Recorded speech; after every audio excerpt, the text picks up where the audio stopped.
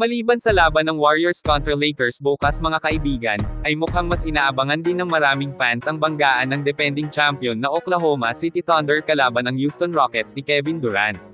Solid ang magiging harapan ng dalawang team na ito kasi aasahang makakapaglaro pareho ang mga core ng magkabilang kupunan. Kaya paniguradong isang mainit na tapatan ang mangyayari sa game nila, parehong may kakaibang lakas kaya sulit ang oras at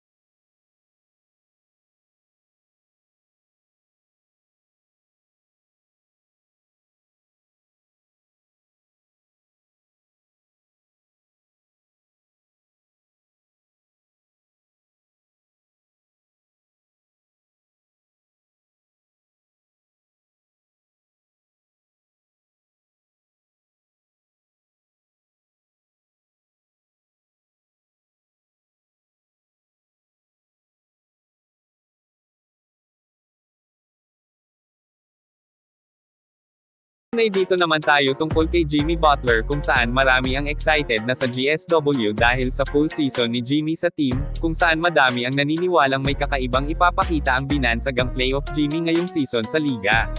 Sinabi niya sa interview na talagang hindi na nga daw po masusurprise ang lahat sa kanilang team, dahil sa alam na nga daw nila kung sino sila na sa madaling sabi alam na ng marami kung gaano sila kalakas at kung gaano din sila dapat nakakatakutan. Ani din dito ni Butler na handang-handa na silang mag-ingay sa liga this season.